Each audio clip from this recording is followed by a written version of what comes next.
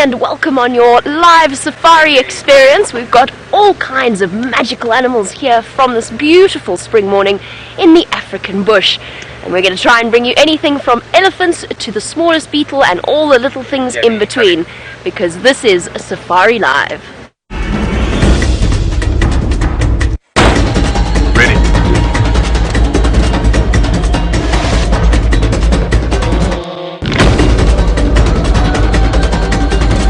By.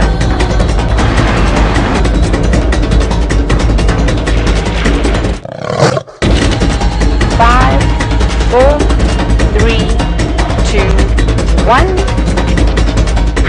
You are live, you are live. And you are jumping on the back of Wendy and my favorite time to be out in the African bush. Just that moment before sunrise with the pre-dawn light streaming through, and all a sense of expectation to see what wonderful things we can find. So we are coming to you live from Juma, Arathusa and Cheetah Plains Game Reserve in the Sabi Sand in the Greater Kruger National Park area of South Africa. My name is Jamie, and this morning I have Brian on camera with me, and of course the thumb always accompanies Brian. They are best friends. Some would say they are joined at the not hip but hand.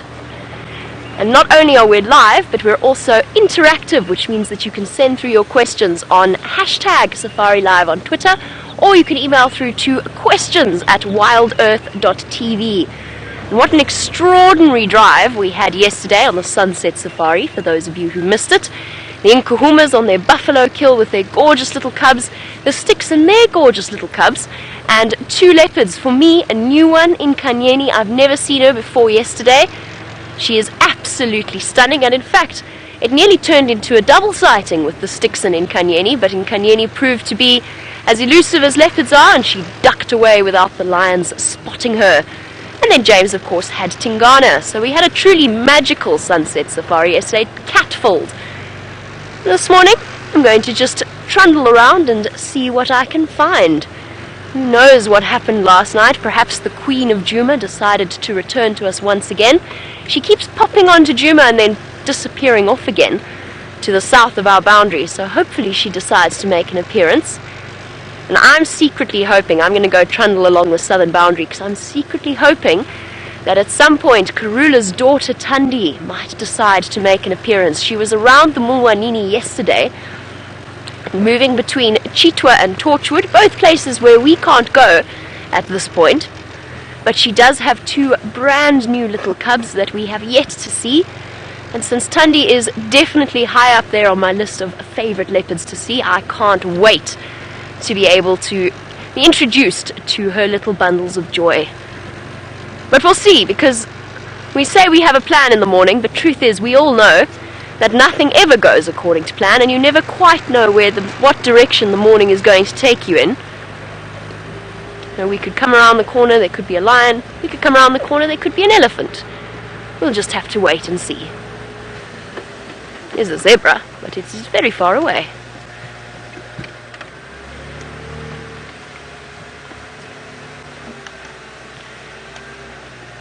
Some stripy horses, not yet out of their pajamas, as Brent would say, hiding away between the trees and enjoying an early morning breakfast. And Debbie Debbie says dawn is by far her favorite moment of her day. I couldn't agree more. And I often wonder if perhaps the general game species, like these beautiful zebra, don't agree with us. Oh, itch! Have a good neck scratch there. When you don't have thumbs, the trees will have to do.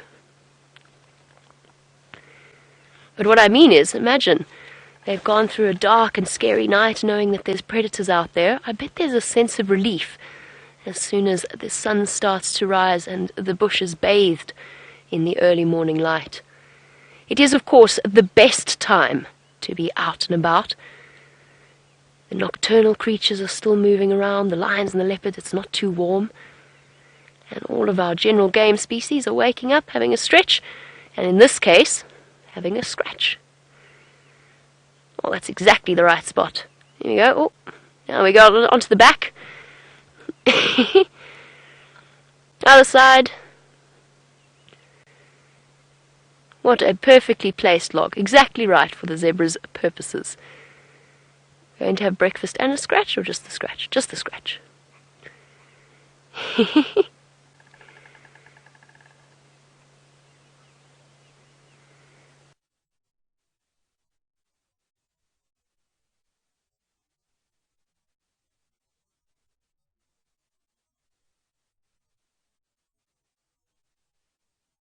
I do apologize for the attack of the gremlins that we experienced.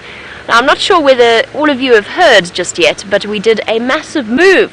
Final control moved about, what was it? I don't know, about 150 odd meters straight outside DRC. Oh, hello, gorgeous. A lovely Waterbuck bull. I'll explain a bit more about the move in a moment, but let's just have a look at this beautiful chap. Now, our power disappeared there, which is why we disappeared off your screen. But luckily we are back up and running. Our tech geniuses hard at work, as always. Good morning, mobile station. Can I have an update, please? Look at this absolutely stunning Waterbuck bull. The symbol of the Sabi sand, and when you see a magnificent specimen like this gentleman, you can understand exactly why. With his beautiful heart-shaped nose.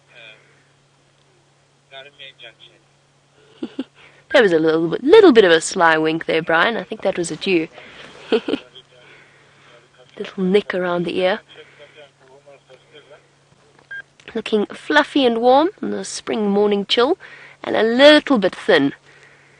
All of our animals that are herbivores out here are starting to struggle in terms of meeting their nutritional requirements. Now, I've been away for 2 weeks. I've only just recently come back, and the change in the landscape is noticeable. As we get further and further, the temperature's heating up now. Every day is going close to 30 degrees or 86 degrees Fahrenheit, which means that whatever remaining moisture is in the soil or the air or in any of the dams is evaporating exceptionally quickly. And as a ruminant, he's got and a mixed feeder actually, so he's capable of eating leaves and grass. He's got a slightly easier time of things than the zebra that we were looking at earlier, but not by much.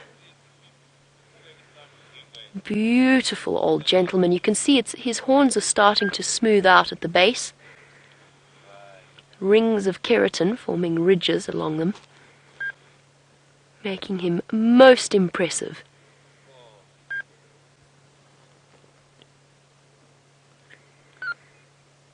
Standing, ruminating and enjoying the dip in temperature before the sun starts to peek over the horizon.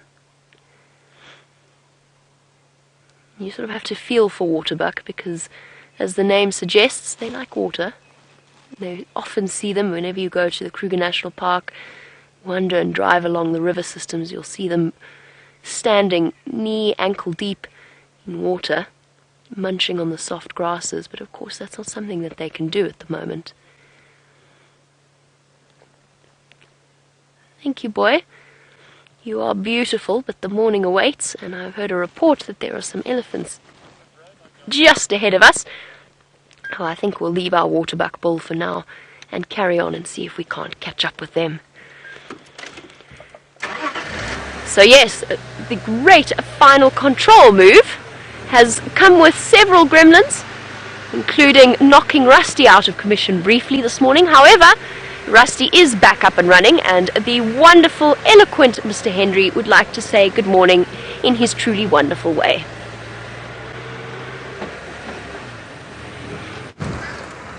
Good morning everybody, and welcome to this end of the sunrise safari. Well done, Genre. That was very well picked up by you. Genre, you may have picked up, is on camera, so there will be abuse flowing at a great speed from the front of the car to the back throughout the course of the drive. The sun has just peeped up over the eastern horizon. Rusty, the recalcitrant old bag that she is finally ready, and we're now moving, and we're going to go and see if we can find the lions. My name is James Hendry, in case you were wondering. If you don't care, that's alright too. But you can address me as such, and you can do that the best way. We are live, as Jamie has no doubt told you. Hashtag Safari Live or questions at WildEarthTV. Those are the two best methods of communicating with us. Aye. We're just greeting Taxon, saying hello to him. He's going out. I think he's also heading towards the lions. Now, I don't know if they're going to be there still, and for those of you who don't know, they were sitting on their buffalo carcass yesterday evening. I thought perhaps it was going to be finished by the time this morning rolled around, but we'll go and have a look. The morning is fresh and glorious, and wherever they have gone, I've no doubt their pug marks will appear on the road, and we'll follow them from there. Isn't that a lovely picture? Very nice, Chandra. Yes, thank Taxon for the dust. Yes, well done, Taxon. You're right, it's got nothing to do with you, it's all Taxon.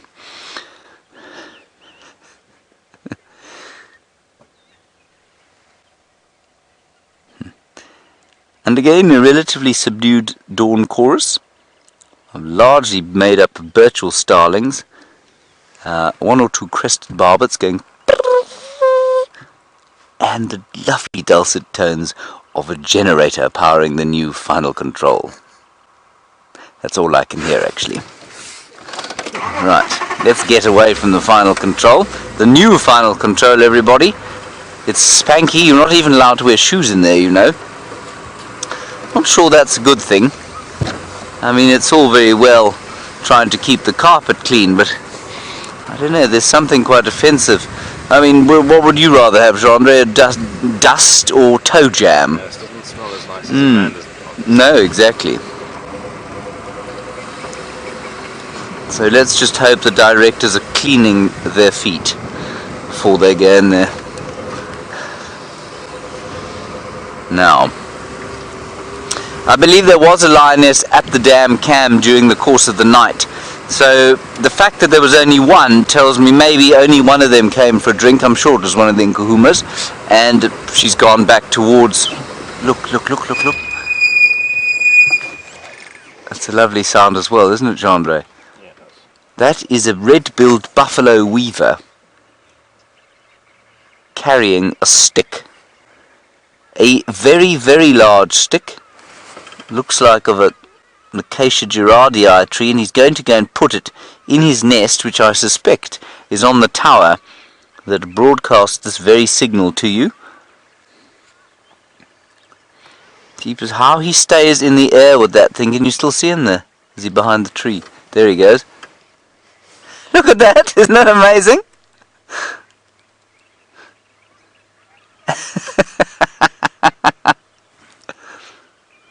He's going to the tower. No, he's having a rest. He's just having a rest there. You can just see him going. Not far now. Can you imagine how heavy that must be? It's like carrying a very large log in your mouth. Let's see where he makes it to. Is he on the tower? Yeah. Brilliant. Good. That isn't actually the tower that we're broadcasting from, but it is a tower of sorts. And Stefan has had to clean that tower out of the red-billed buffalo weaver's nest at various times. And he comes back covered in scratches, and most importantly, he comes covered in mites and various things that then bite him, and he looks like he has a pox for the next week.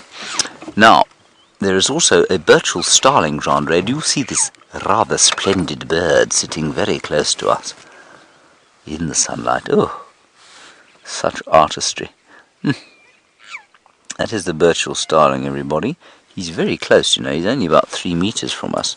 So close that I might, in fact, attempt a picture. No doubt, being the world's slowest wildlife photographer, this bird will have had new chicks by the time I managed to depress the shutter. Ooh.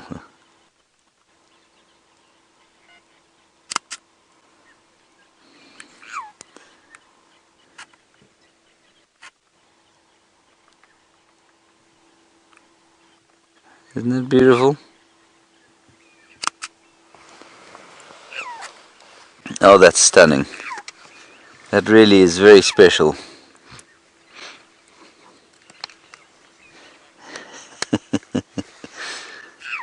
look at that. And look at the gold off the chest, off the breast. That might be my top, my very top Burchell Starling sighting ever. Well done, Jandre. On we go. What a good start. Birds galore. Right, let's head across to Jamie. She's got something slightly larger than a Burchell Starling, and I'll hopefully see you with some lion cubbies shortly.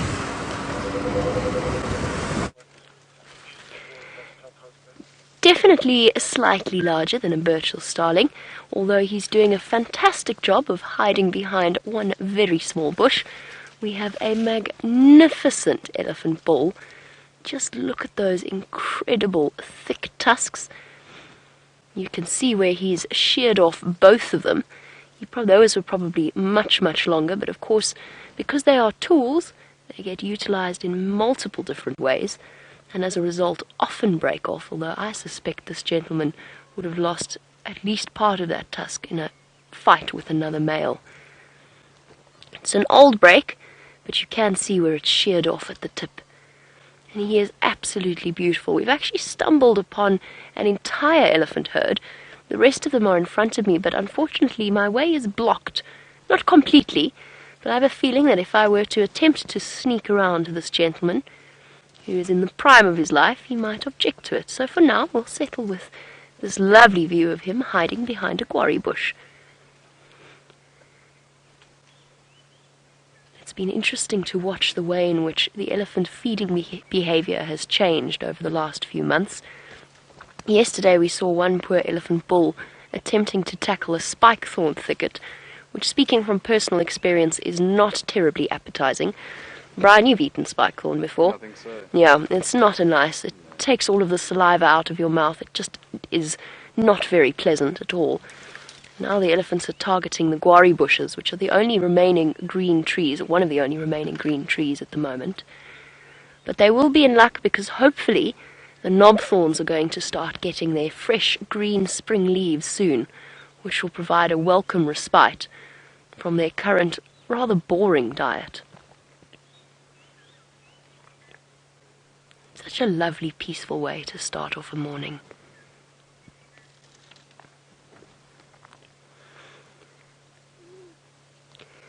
See the rest of the Ellies at the back. I've seen quite a few little ones trundling about the place, and I will try and sneak past this gentleman at some point to get us a slightly closer view. You can see younger little elephants with their tusks just peeking through, moving about at the back there. And the wonderful news is, once we do decide to leave these elephants, although I'm not in any kind of a hurry, Herbert, the wonderful Herbert, our fantastic tracker, has just come upon fresh tracks, according to him, of Karula coming back onto Juma. So everybody keep your fingers crossed and your hopes held high that this morning is the morning that we finally get to see the Queen of Juma once again. That lovely female leopard. I know that I'm keen to catch up with her and hopefully have a chance to see her lovely cubs. But for now, elephants in the morning sunlight is equally spectacular.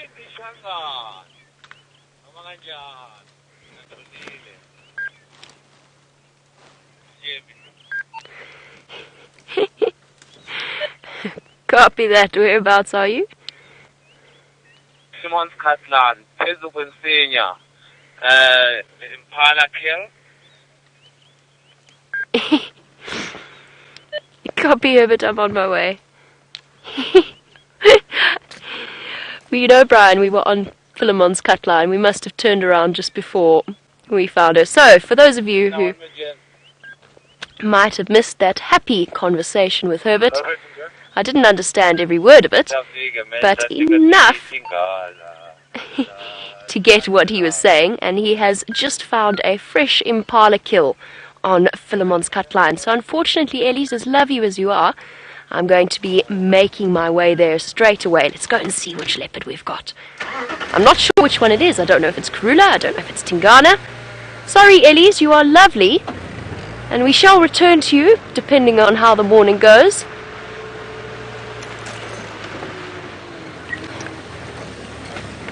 So while we race across to go and join Herbert and see what he's got for us, let's jump on board with James and find out what his plans are.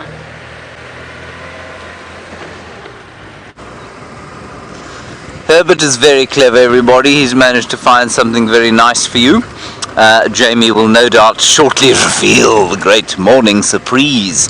We are now heading along Hyena Road towards the lions, and before we get there, we're hopefully going to get you a shot of the grey-headed bush shrike that just flew across the road. You got it?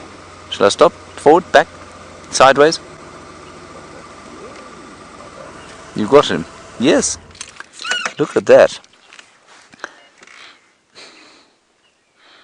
Beautiful. Grey-headed bush shrike. Looks beautiful. Quite a nasty fellow.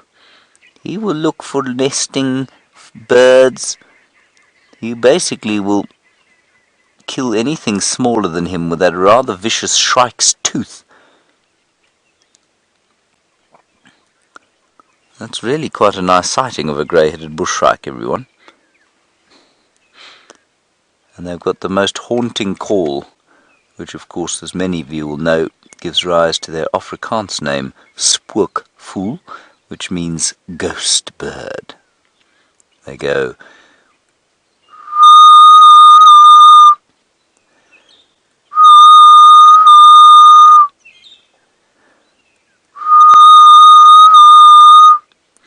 Clearly not quite like that, or that bird would be calling back at me. They also have a funny little alarm call that goes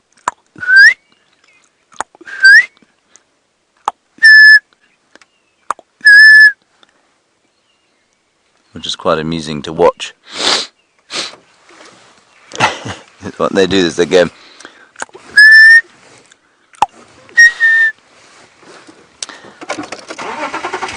hello, Chizzy Leo, is that the correct name? Chizzy Leo? Hello, Chizzy Leo.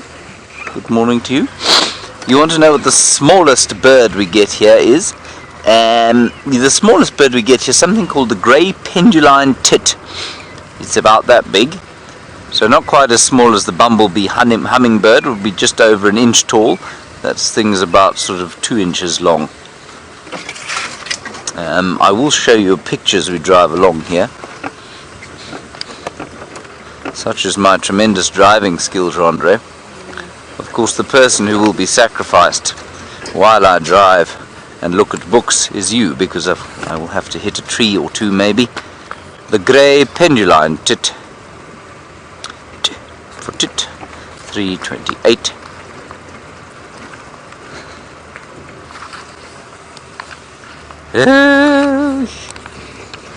Oh, and maybe under purple penduline tit.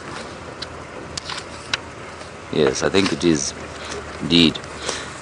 Andre, you should never drive and read, you know that? No, it's very dangerous. Luckily we're not going very far. There's a small hole in front of us. I think I'm just going to do this, actually. I thought I might be able to succeed, but I have failed. I'm trying to be better, Andre. There. The grey penduline tit. That's not the grey penduline tit. Andre, that's the sunrise. Here is the grey penduline tit.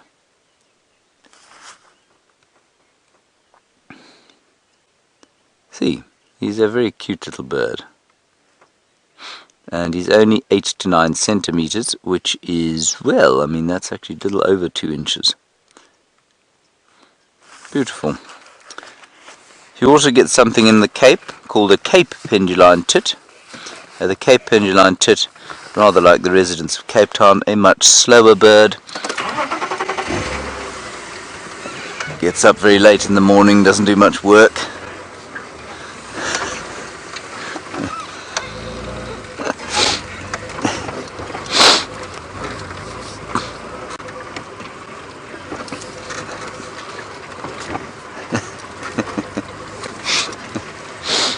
Stephanie, I can't believe I've forgotten this. You say, am I enjoying the apricity of this morning? I am enjoying the apricity, I think, but I've forgotten what apricity means. I can't believe that I've forgotten it. And I know it's one... Oh, the warmth of a winter's morning. Yes, it's just not so much winter anymore. It's spring. You have a blankie on Second your of spring. I have my blankie on.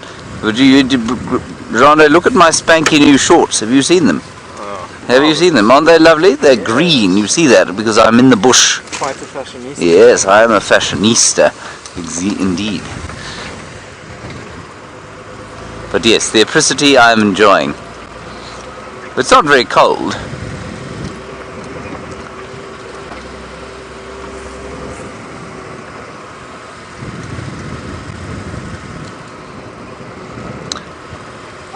Michael, quite a nice question from you about how you say sunrise in Shangaan.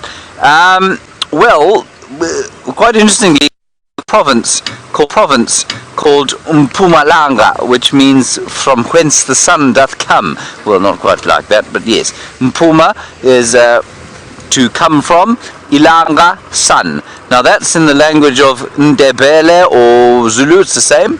Mpumalanga. So what you would say in Shangaan is Rihuma Jambo.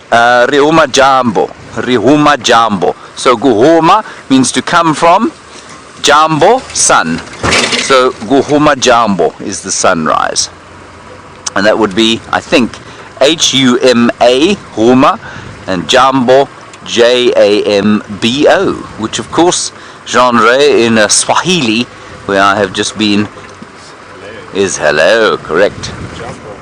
Jambo, Jambo. Right, here we go, off-road to see if we can find the Leuven. Well, it's pretty easy driving to start with, which may then result in some fairly heavy off-road driving, but we hope not.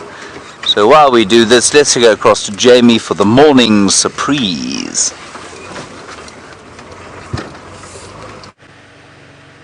We're going to go off-road as well, but not terribly far.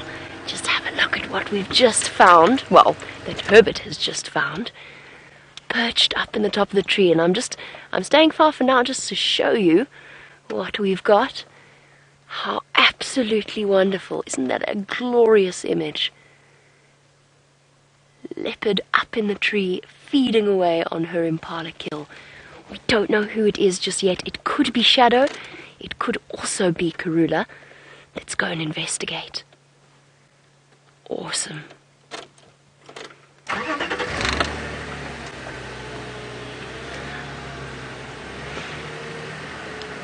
Well done, Herbert. Thank you very much.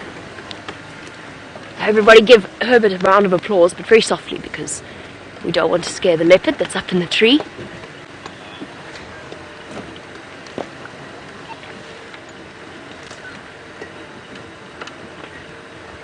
Magic. I bet you Herbert's got that big grin all over his face. Let's see if he's got it.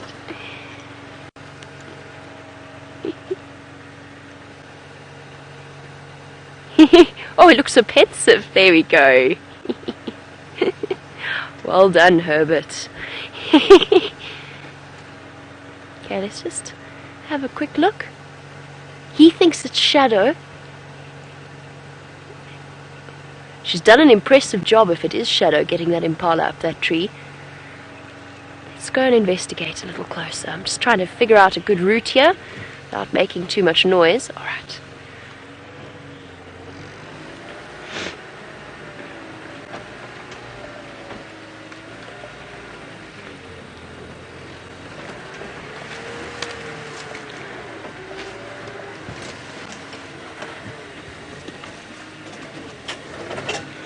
Herbie's telling me he must go round, but I want to stay this side because of the sun. What do you think, Brian? I think so too. We won't make her feel trapped. We'll just stop here.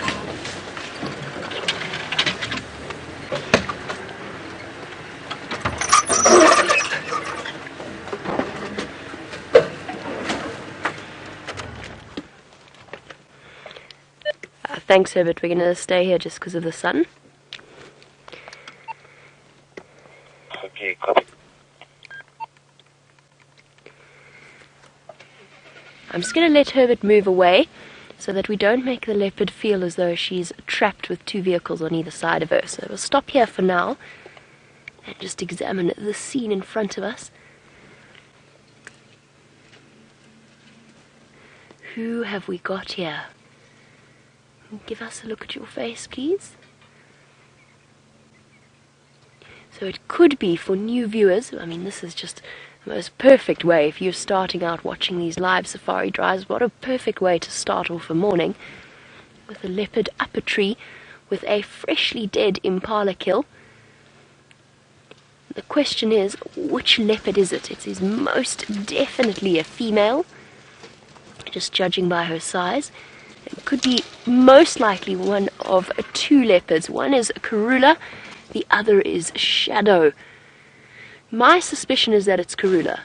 I've never seen Shadow being able to hoist an impala kill of this size up into a tree straight away. If she does hoist something, it's usually small, and it is usually after she's fed on it for a little bit. This is very, very fresh. Come on, girl. Have a quick look at us in this direction.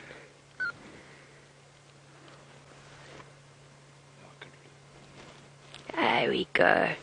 It's Karula. Yeah. Yeah. Yes.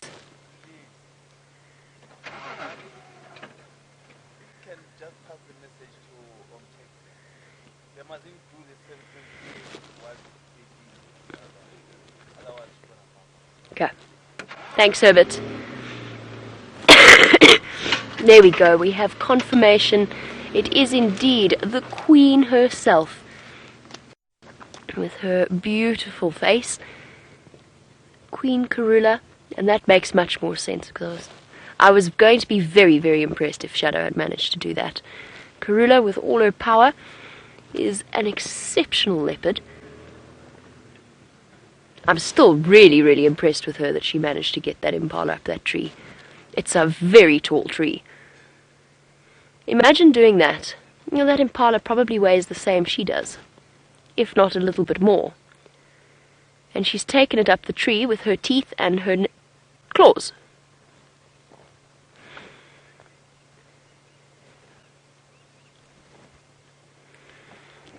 And lovely to have you on board, Katie, watching in the UK. It is fantastic always to hear from our newer viewers. Now, Katie has a question about the leopards of the Kruger National Park area, or the Greater Kruger National Park area, and whether or not impala is their main prey. Katie, it depends upon the size of the leopard and the sex of the leopard. So generally with the females, like Karula, they target the impala and then smaller antelope like steenbok and duiker. So you'll probably find that it's somewhere in the region of 40 to 50% of their diet is impala, whereas the rest is made up of smaller things. With males, slightly larger, slightly stronger, you'll probably find a higher percentage of their diet is made up of impala or slightly bigger things. Look at the way she's using her tail to balance herself there in a very, very tricky position. And Katie, the other thing is it's also seasonally dependent. So at a time when the impala are rutting, then the leopards have a fantastic time. So that's their breeding season, and the male impala are particularly distracted during that period of time. And what that means is that they're not as alert as they might otherwise be, and the leopards make a killing from, so to speak, of the various males that are not as focused as they should be. And then once we get to November, December time, which is when the females start to drop their lambs, they are either hugely heavily pregnant or they've got little stumbling babies with them, and then the percentage of a leopard diet that is impala based goes up again. So it does just depend upon the time of year. And as we go into this drought, or we continue into this drought that South Africa's been experiencing, our predators are loving life. And Safari Hayes has asked the question that is, of course, on everybody's lips, which is, where are the cubs? So Karula, the Queen of Juma, has two gorgeous is today the 2nd? It is the 2nd. They are 7 months old today.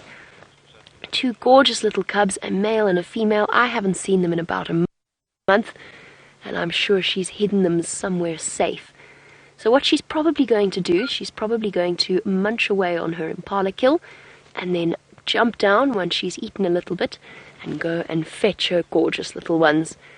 And just imagine the scene that we are in for as the little cubs start to struggle their way up into this marula tree to feed off their breakfast. While we wait and see what Queen Karula decides to do and where she decides to go, it is once again a big cat-themed drive. Let's jump on board with James and some gorgeous lions.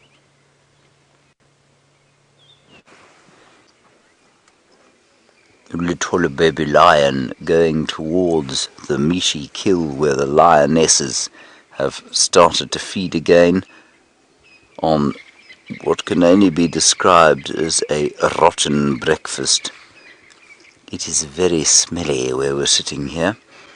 I think that is on account of the fact that the lions have relieved themselves at various places around where they're eating, and still they will fight over their food. It is amazing to me. On account of your driving through the people. Chandra, be quiet and make film.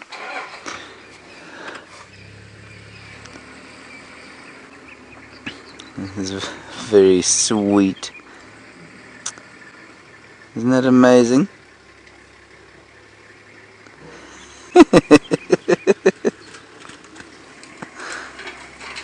That's quite lucky and obviously very skilled from Chandra's point of view, because I actually can't see that with my naked eye. I'm watching on the monitor here.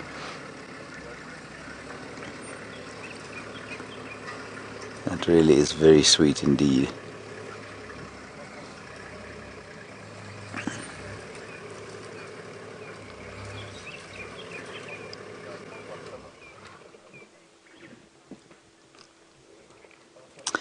Hello James Richard, you're wondering if the lions here have the same sort of survival rate as they do in the Mara.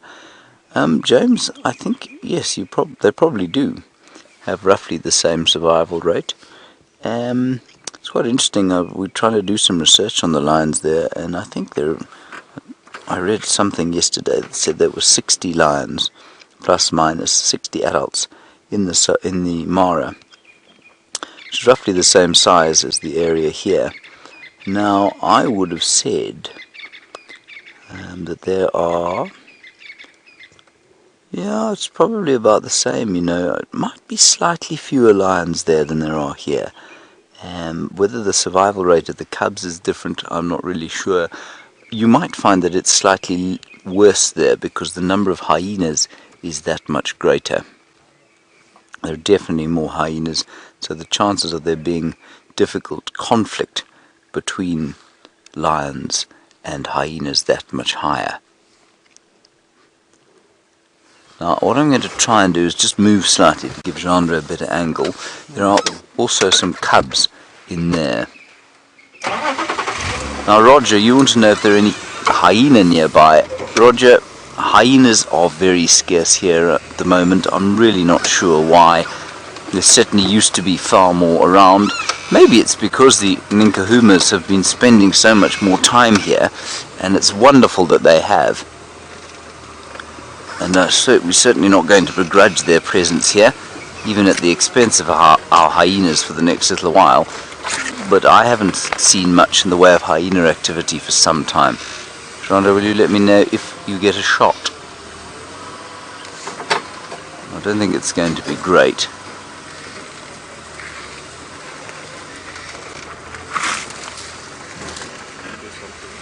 You can do something there, can you? So you'd like me to stop with my head in this bush?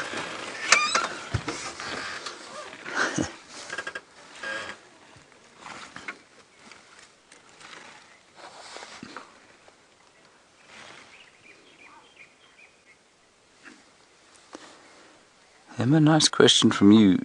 Do I think that the Birmingham boys will get mange from the Styx Pride and pass it on to the Nkuhumas? There are a few things about that question that are interesting. Firstly, we don't know that the Nkuhuma, that the sticks have got mange. I'm not sure what disease that is. I'm certainly not qualified to say. It might just be an eczema. It might be mange, but it might be something less serious. So I don't know. Secondly, whatever they do have, I wonder if they didn't get from the Birminghams. Remember that one Birmingham boy had that dreadful skin infection went all the way down his belly at one stage. And so I'm not sure that they didn't actually pick it up from the Birmingham boys. And the fact that they have not been eating in the same way that these chaps have, I think has brought about a weakness. And you know that when you're weak, of course, and your body is compromised, you're not eating properly, the chances of getting sick are that much higher.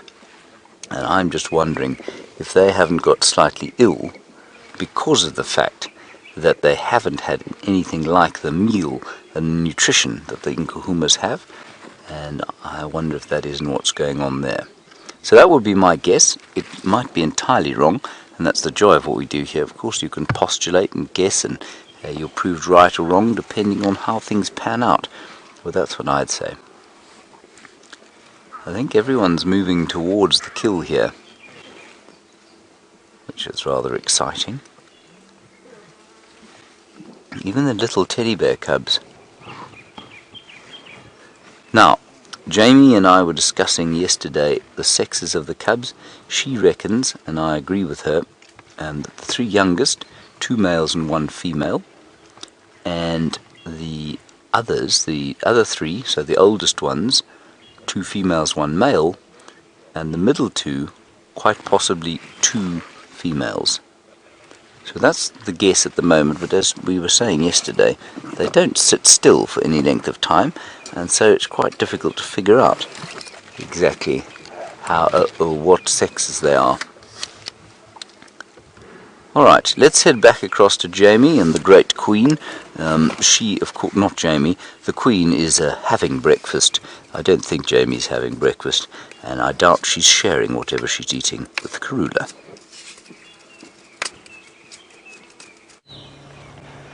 I haven't been brave enough to ask Karula if I could share her hard fought for and won impala kill. Just look at this incredible view that we have managed to find ourselves. It doesn't get better than this. And the magnificent and very dainty Queen of Juma has just had a small choke. I think part of the impala went down the wrong pipe, but she seems to have managed to right herself after a couple of gentle wheezes. Don't worry, Karula, I know the feeling at the moment.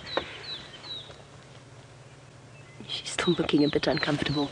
She keeps casting off and looking to the south of where we are now, and I'm sure that's where her cubs are. And she's torn between going to fetch them and filling her stomach with a little bit more impala. And I'm almost certain that when she does climb down this tree and go and fetch those cubs, she's going to come in this direction.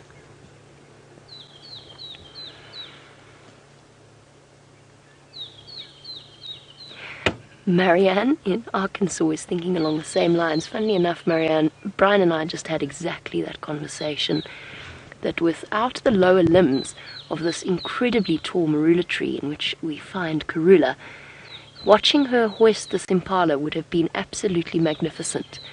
I wonder if she managed it the first time round, or if there were a couple of oopsies before she got right up there. We've seen Tingana drop a few things and fall out of a few trees.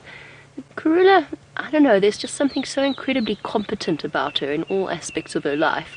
She probably did it perfectly in one go. But it is a tremendously impressive feat. I mean, she must be, what is that? 10 meters, 12 meters up in the air? Probably even higher. It is an enormous tree. I would have absolutely loved to have seen her drag that impala carcass up there. And this is what makes leopards so incredible. Pound for pound, they must be one of the strongest animals that we get out here. To be able to lift their body weight up into a tree is just astounding. You can see she's eaten most of the rump. Sorry for those of you who are a bit queasy or a bit sensitive of stomach, because this is a fraction gory. She's eaten away most of the rump. She hasn't even, I don't think she's even pulled out the stomach contents. Perhaps a hyena was lurking and she had to do this in a hurry. Either way, she's done an amazing job. Now she's using her rasping tongue with this backwards-facing spurs, just like your house cats, to find a good way of going about eating this impala, getting rid of the fur before tucking in properly. Well done, girl.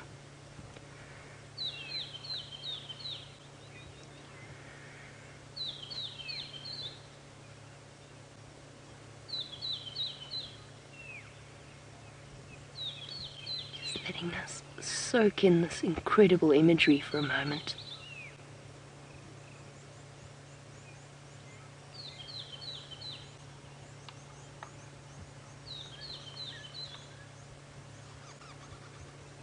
I think it's safe to say wow at that point.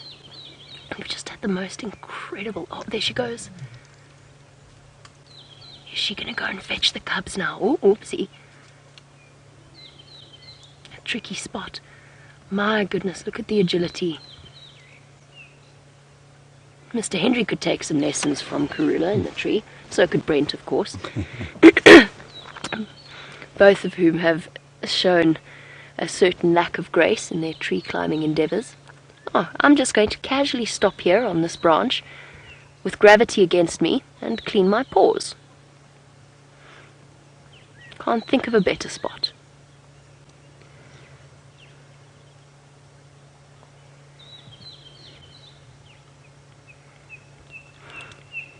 Fastidious as always, she's cleaning the residual blood off her face, and Blue Butterfrog, in terms of her kill and what remains of it, I don't actually think she did remove the stomach contents, which is relatively unusual. Usually when a leopard makes a kill, and lions as well, but very often with the leopard, they pull out the stomach contents, the indigestible intestines and stomach that have no nutritional value for them and actually just get a bit smelly. They remove them and then they drag the carcass away from them. Now, as far as I can see, she's only opened up the rump of the impala and eaten from that area. I don't think she's actually taken out the intestine and the stomach contents. Now, the steenbok or a duiker or a small kill, the leopard will actually just eat everything, including those stomach contents. They're not too picky. But I'm surprised that she hasn't, and it sort of is what led me to believe that she might have done this in haste.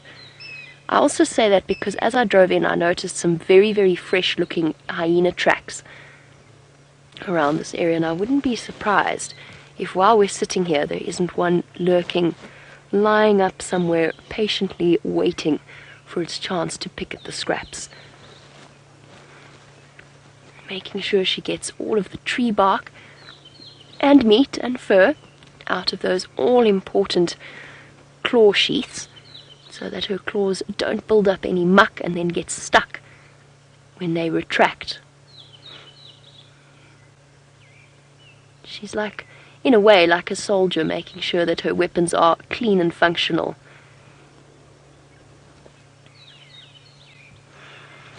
I'm with you, Michael. I cannot wait. On the one hand, I'm scared she's going to disappear south of our boundary. On the other hand, she's got a fresh impala kill in a tree. She's going to bring the cubs back here at some point. And Michael's thinking along the same lines, just how extraordinary it's going to be watching Hosana and Shungile, who are two little cubs, attempting to negotiate a particularly tricky spot. But of course, at 7 months old, they are much more coordinated than they were when they were little tiny bundles of fluff tumbling out of tree branches. I remember Brian and myself having the most incredible sighting with them when they were just a few months old, falling out of trees. That was terribly cute. Remember that, Brian? I do. When she nipped him on the stomach. Yeah. So cute. I can't wait to see them. I haven't seen them in ages. But we'll let the Queen have a chance to rest for a moment, give herself a jolly good clean before she goes down. She is going to jump down as soon as she's finished her morning ablutions. I would say with almost certainty she's going to climb down and go and fetch those cubs. And I don't know how far away they may be. I strongly suspect they're outside of our traverse area, because Herbert didn't find any cub tracks coming across. But you never know. Hello, gorgeous.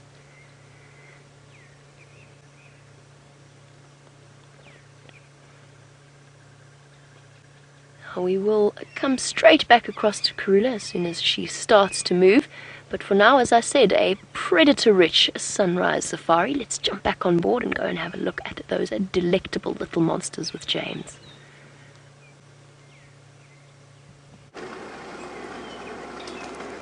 I think it's very unfair that Jamie describes me as a monster. But I suppose I am quite delectable, aren't I, Gendre? I don't think she was referring to me, do you? Definitely. No, possibly these lions. Now, they're all up at the kill. They're all shouting at each other and trying to find bits and pieces for themselves to eat. The cubs are fighting over the milk. The mothers have interestingly been fighting over the kill, despite the fact that they've been feeding on it now for 3 days. They still fight. If they get in each other's ways, these throaty growls explode forth from them, and it really is quite a bone-chilling sound. I must just tell you, the smell here is something else. It is truly vile.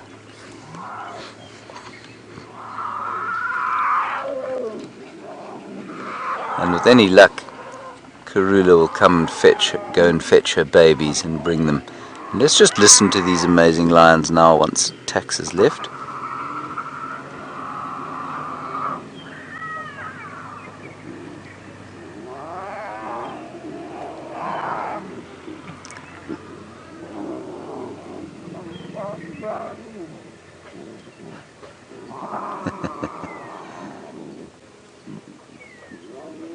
Ooh, they look like they're all coming this way now. They're with that lioness that you're looking at.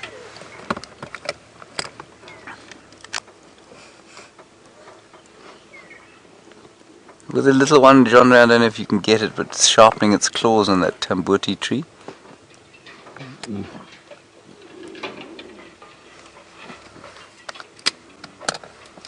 Look, I think they're going to go back into the open. I hope they are.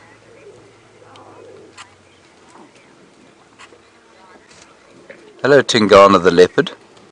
What a very good Twitter handle that is. You say, how many lionesses are there at the kill site here?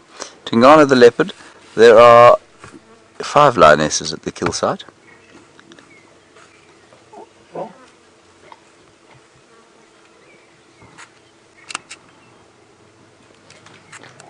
know what she's doing? She's growling a bit at the youngster.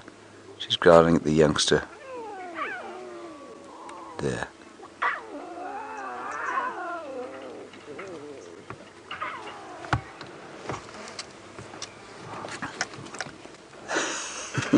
They're right next to us now. These are the little teddy bears, the 3 youngsters.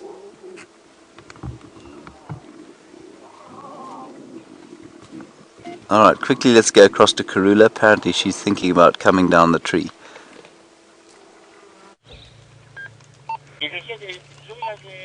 Perfect timing as the Queen makes her dainty descent. Oh, look at that. Oops, sort of dainty descent. Sorry, shouldn't laugh. I couldn't do that. And there she goes. And now it is time for her to go and fetch the royal duo, I imagine. Although she's kind of torn. Breakfast, kids. Breakfast, kids. Can't quite decide. Maybe a rest in the shade, quick sniff around the base of the tree.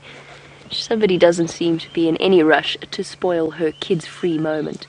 Oh, there we go, Blue Butterfrog. I was wrong. She did remove the stomach contents. She's covering it now. Yes, it's still there, girl. Don't worry. Okay, she did definitely remove the stomach contents. Doing the typical cat thing of covering it up to hide the scent. Clever girl. She knows she's got to leave the carcass behind and go and fetch the cubs, so she's doing her utmost to make sure that it is still here when she returns.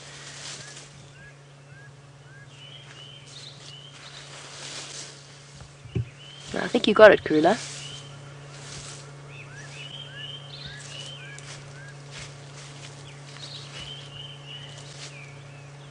Yeah. Preparation for the morning ablutions, or continuation of the morning ablutions, let's put it that way.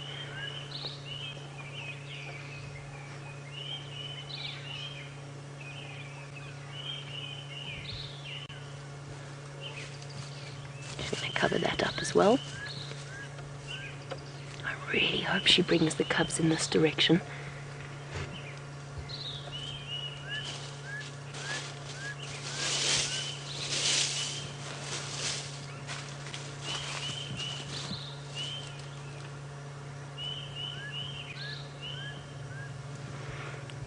Fair enough. She has just had a serious meal very quickly.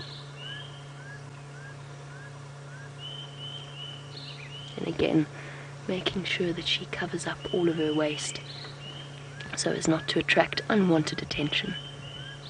You can still see the little bit of blood around her neck from where she's been feeding. She obviously had her head right in that carcass. And here she comes.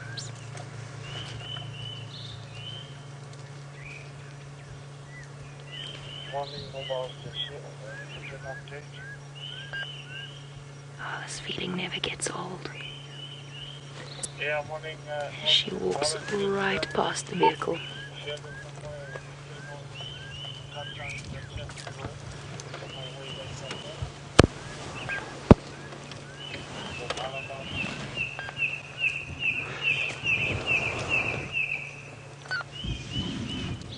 And off the queen goes to go and fetch the prince and princess. I'm not going to follow her all the way through. I'm going to go relocate her on Gowrie Main rather than trying to get through this very thick area, just because I know exactly where she's going to return to. While we loop around and catch her on the other side, let's go back to James and those lovely lions.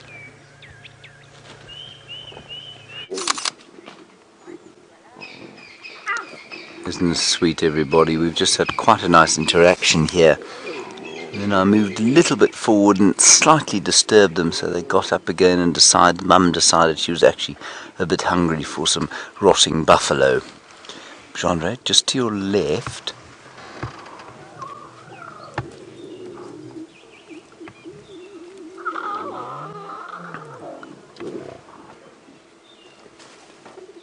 So sweet.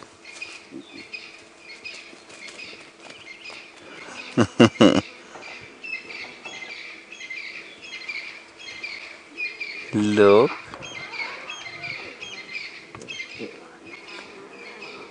So I'm 99% sure that of the three little ones, very little, the teddy bear ones, we've got 2 males and 1 female. The others I really haven't seen properly.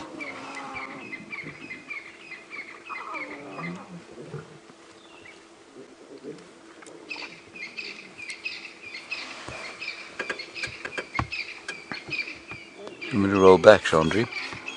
Would that help, or should you think it's going to make any difference? There's quite a lot of bush here, everybody, as you can see. I'll just do that. Does that help you? I think. I wonder if the male isn't coming in. Why?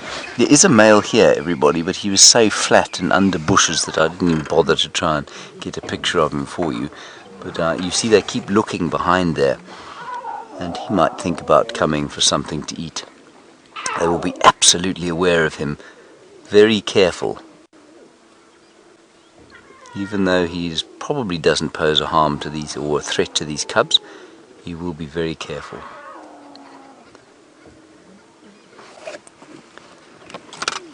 And I think this kill is just about done for them. It wouldn't surprise me if we didn't find them here this afternoon, if they had moved on.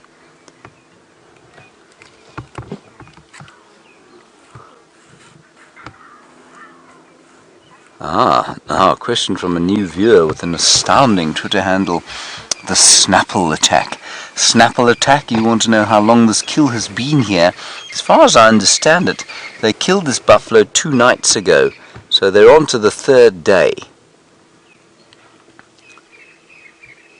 And I can see 2 lionesses moving off.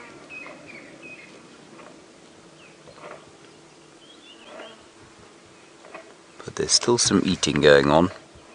Let's see what the cubs do.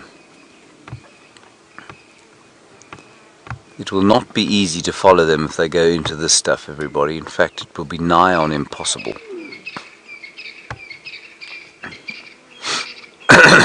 Excuse me.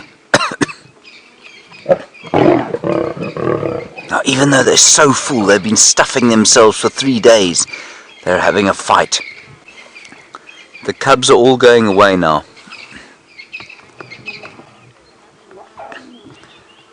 Hello, Tinky in Canada. You want to know how many teats a lion has? They've got 4, Tinky. 4 inguinal mammy, as they say. Batelier. How cool is that? That was very fast, Chandra. That'll be your only compliment of the week.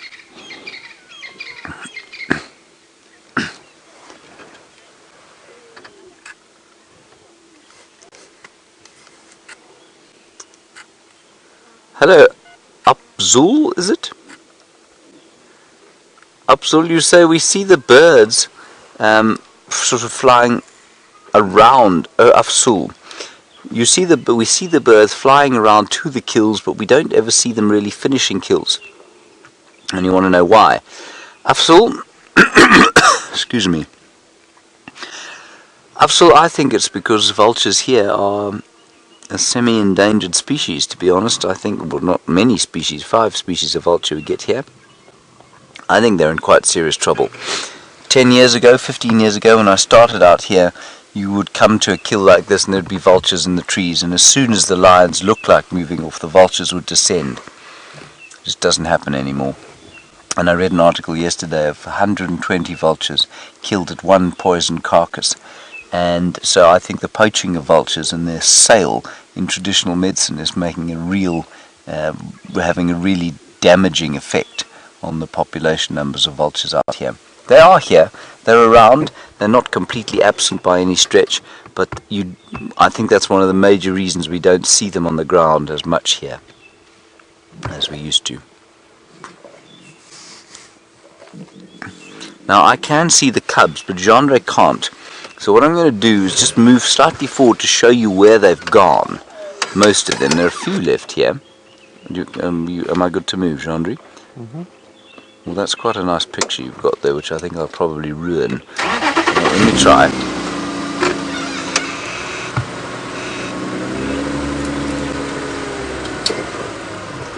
Can you see them there?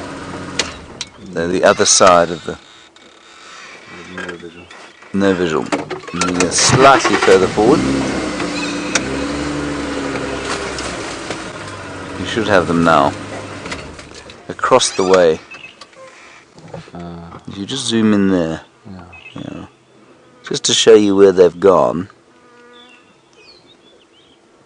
There we are. Well spotted. And I just don't think that we can get a better view of them than that, I'm afraid.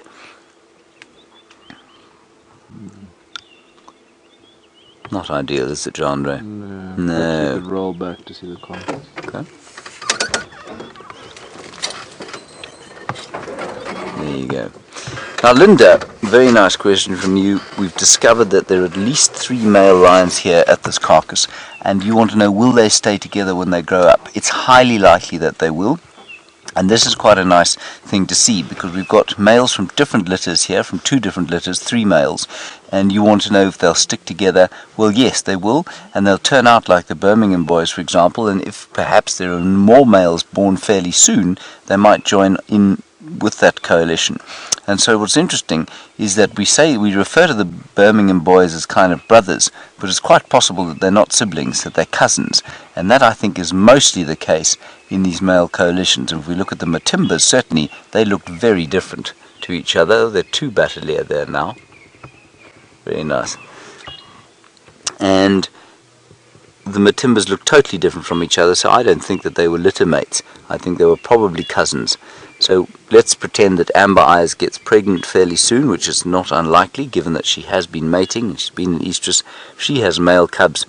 They will be at least sort of, 3 months younger than the youngest male here. And by the time they're sort of 7 or 8 years old, you won't even notice that. But when they eventually have to leave the pride, at say 2.5 to 3 years, you will notice a slight difference in their size, and they could probably look different from each other.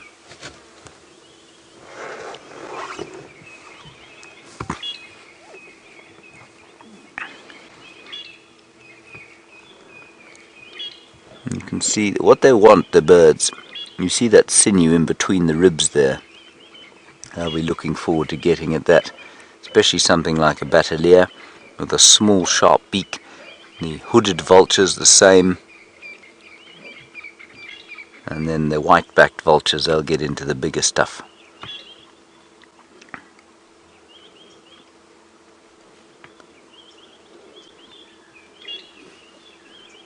Oh, it's amazing to watch. Friday morning genre. Friday morning work.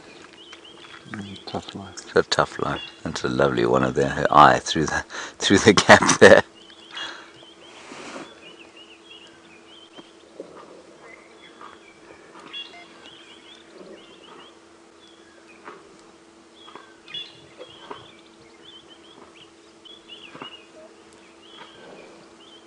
It is a very large piece of femur that she's biting on there. The femur, of course, slightly truncated on a buffalo. It's not very long like it is with us.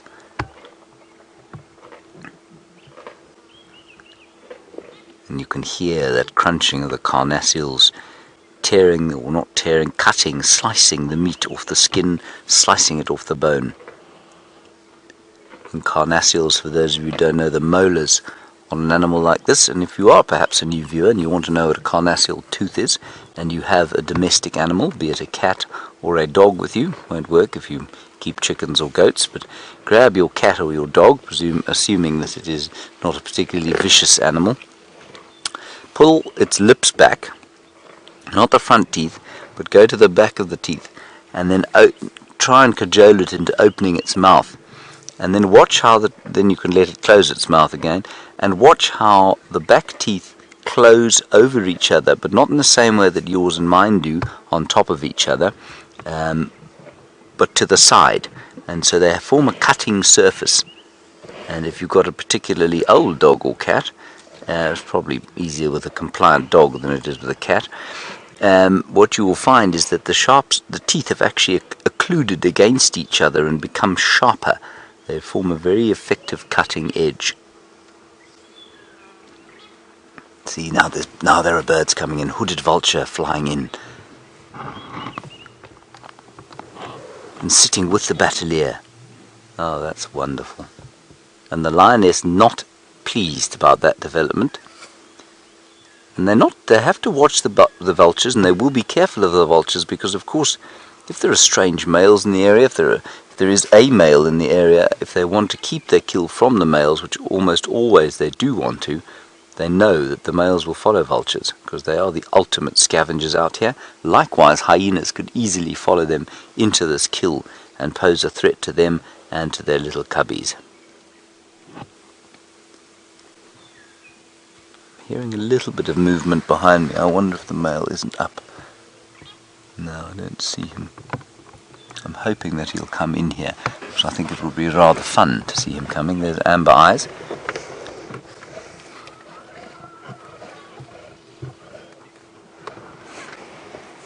Look where she's going.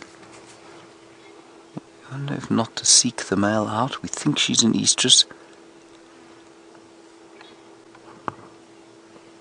We've been asked a number of times, is Amber Eyes the dominant lioness in this pride? We don't really have a situation of dominance with lionesses in a pride, but she is often up and about before the others, looking around. I think we think she's dominant just because she looks different, you know. She's not bigger, she's not the oldest, but she does seem to be fairly effective at getting up and looking around and seeing what's going on. Another female up here as well, Genre. She's kind of, oh, she's now turned around again. But she was looking in that direction. That one there that's now on the left-hand side of your picture.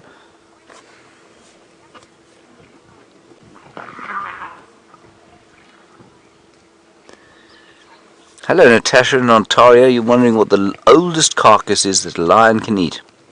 Natasha, I suspect that a lion would happily eat a fossil if it could. They really don't give a flying what's it how rotten and disgusting a piece of meat is, they will eat it. So if a fossil were to retain some sort of smell, well, I think they'd eat that too. I'm obviously being completely facetious because a fossil wouldn't smell. But they will eat anything, Natasha. If they can, obviously they will eat sort of meat like this rather than bone. And so if there is an animal with some flesh left on it, no, it cannot be too old for them to eat. There we go, that's that rib sinew going now. The hooded vulture will be looking down with a great jealousy.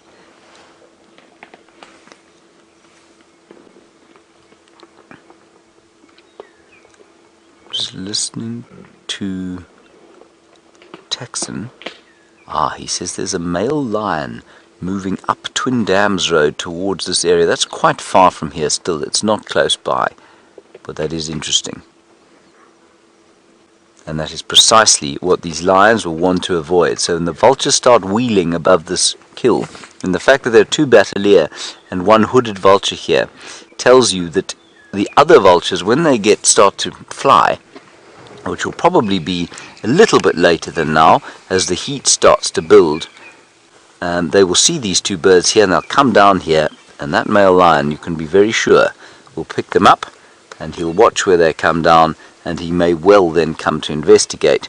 And what that means for the females, of course, is that their breakfast will be stolen, their lunch will be stolen, the male will feed first, he'll box them off this kill until he's eaten his fill.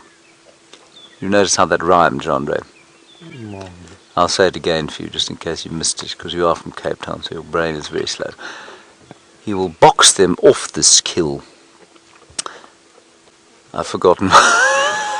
I've forgotten what I said there. That's called karma, isn't it? Yes, karma.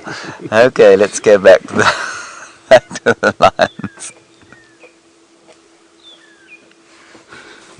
I'm so ashamed.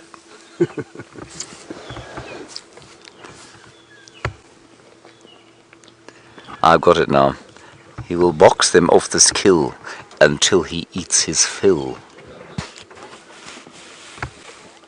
It's like...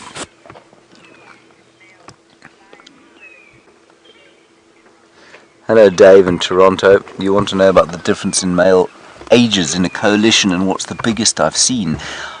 I think the biggest I've seen is about 3 years, They can meet up with complete strangers, and we know that Junior, ex of the Nkuhuma Pride, chased from these lands by the Birminghams, hooked up with a much younger male than him, probably about a year to a year and a half younger than him. I've seen lions sort of 3 years apart forming a coalition, so that's not too unusual, Dave. And it's quite nice to see. It looks like a sort of older boy with a mentor, or a young chap with a mentor. It's quite a nice thing to see, rather than this kind of formidable gang, which the Birmingham boys unquestionably are.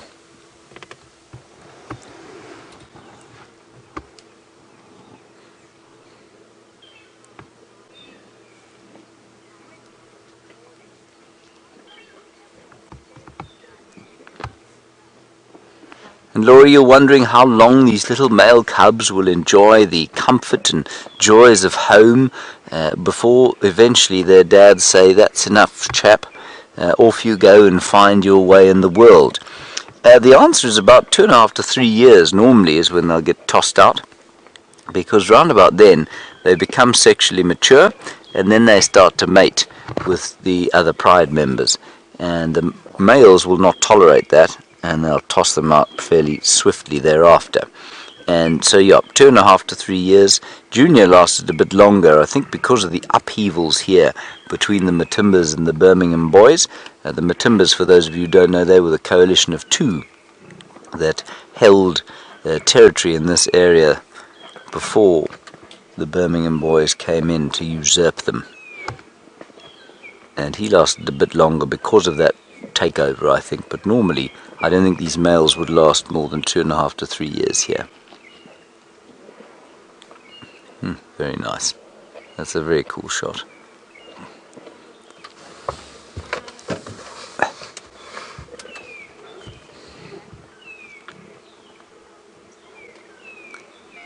Alright, I believe that Jamie Patterson is having a little bit of a rough time with Karula, so let's go and find out what the great royal queen has done to Jamie. The great royal queen has saddened me greatly. No, not really. She's gone to fetch her cubs, and that means she's crossed south over our traverse area and out the other side, which is what we expected her to do. She crossed a little bit further away than we expected, and there were some other vehicles there, so we've left the sighting, we've left her for now, and we're going to go and follow up on an interesting report not far away from where we left Karula and her kill. And that is the fact that Andries tells me there are mating leopards somewhere in this vicinity. Could it be Tingana and Shadow? Or who else could it be? We're going to go and investigate and see. And hopefully they don't decide to come and nick Karula's kill while she's away fetching her cubs. We've got some lovely Ellies. This will provide us with a nice point to just sit and listen. As you know, a mating leopard pair is not a subtle thing, and these Ellies are a bit upset. I think that's why. So we're just going to wait, everybody. Karula will bring her cubs back to us and we'll have them all to ourselves. I do just want to hop onto the Game Drive channel quickly and just chat to Tax. Hey guys, where are those leopards?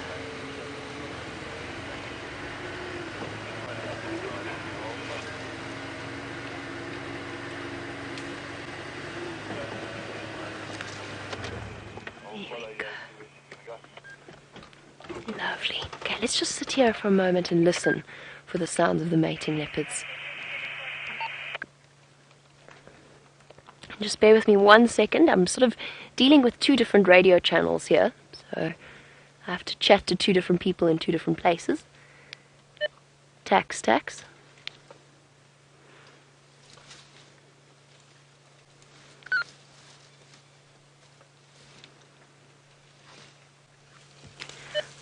Station's just an update on Karula. She's crossed into Little Gowrie. Apparently my pimpons are quite far into Hoffman's, so she might be a while, but I'll keep you updated.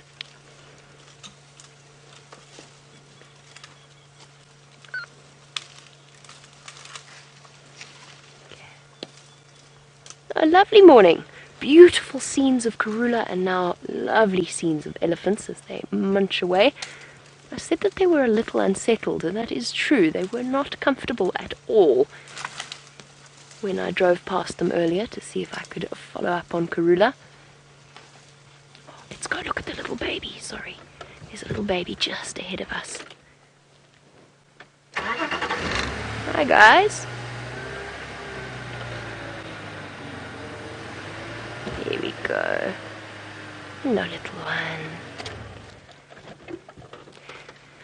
While we sit here and enjoy the peace that is an elephant sighting, we're also listening for that brrrr sound. That was not the best impression ever, but I never claimed to be a fantastic animal imitator. But that's what we're listening for, so you can all help us listen out for that particular sound.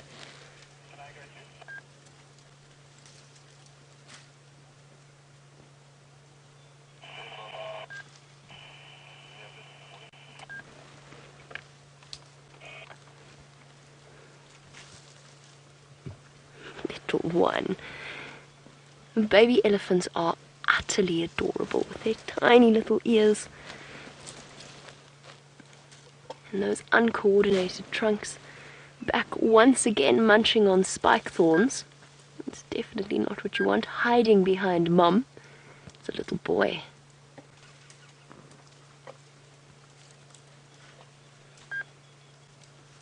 Come say hello, little one.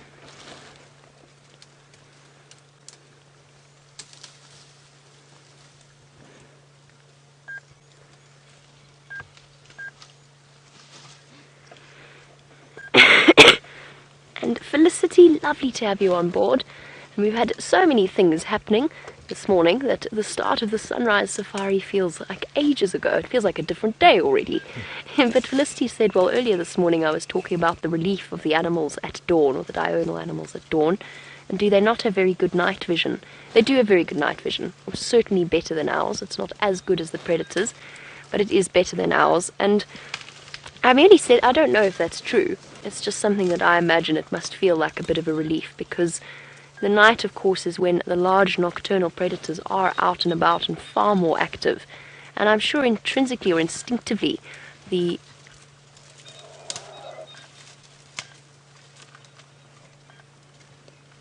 that's elephants, that is not leopards. Sorry, just sitting listening. I'm sure instinctively the animals know that, the diurnal animals know that. There's a reason why, as human beings, when we start to feel a little bit unsettled as the sun starts to go down, that desire to go home. I know Brent always talks about this. That desire to go home and get somewhere safe is something intrinsic from a time when we would also have been moving about just like the diurnal animals that we have out here, and we pray for something else. Now, unfortunately, for those of you who are noticing the weird crackling and funny sounds that are coming from my microphone, there's absolutely nothing I can do short of what I did yesterday, which was gaffer taping it to my body, which I don't think I'm going to do right now. I think I'm going to avoid doing that, as I still have red welts from yesterday, which was the last time I did it. We've tried to secure it as much as possible, and hopefully it decides to stick. But sorry everybody, we're just having some gremlins attacking our microphone. Hello.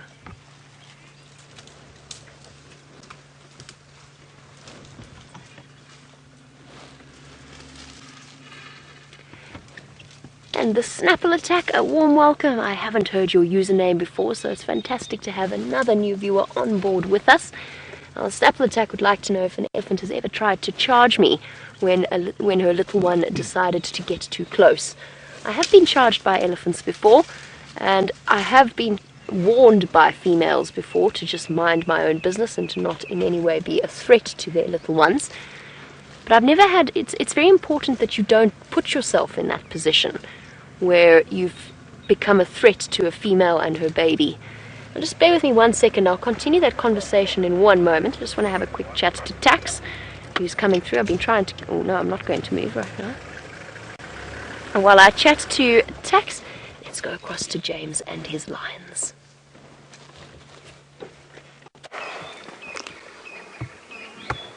Now this lioness is not happy, everybody, and I mentioned to you the fact that the males made them uncomfortable. The male has got up behind us and he's making his way here.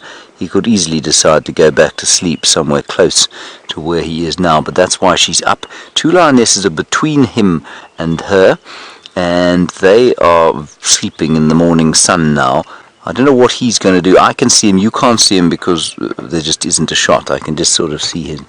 He stopped and he seems to be smelling something. Well, there's lots to smell around here, isn't there, Gendre? So Gendre can now see him coming. The Birmingham boy.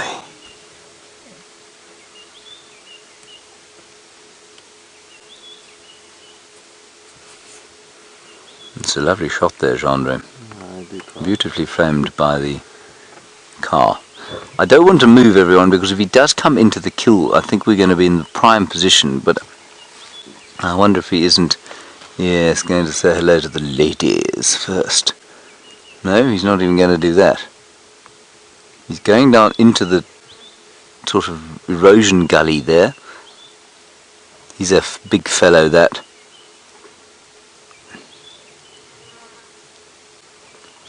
They really are the gangsters of the wild. I know we tend to think of them as the royalty, but these chaps, I think, very much mirror the human. They don't mirror human royalty so much as they do human gangsters. No honour amongst thieves there. Not that there's often much honour amongst royalty either, but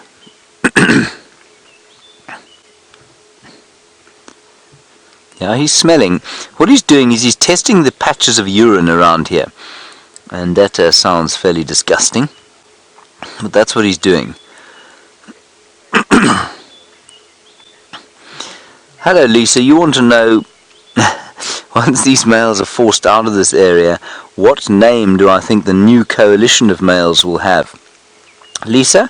I don't know. I don't think we know. You know, these males come from a farm called Birmingham, and that's why they're called the Birmingham Boys. I think they were named by Hayden Turner, actually. It was a very clever name, because the Birmingham Boys were in fact a group of gangsters, as far as I'm aware, from the town of Birmingham, where Emily Wallington comes from. And that's not to say that Emily Wallington is a gangster, but that is where she is from. And so the Birmingham Boys were a very appropriate name, because they are like a little gangster bunch, and they come from the farm Birmingham. So the new coalition that comes in here, I mean, who knows what they could be known as? The West Side Boys, perhaps? Al Capone and the Rollers? Oh, I see. And maybe you probably mean when these cubs leave, what will they be known as? Yeah, they could easily be known as the Juma Boys. Who knows? You see, they won't, when they do leave here, they won't stay here. And so wherever they pitch up, wherever they eventually come to dominate, let's hope that that does happen, then you will find that wherever that place is, they'll get a name from there. Genre, I'm going to go back. Let's make the call to go back and have a nice look there.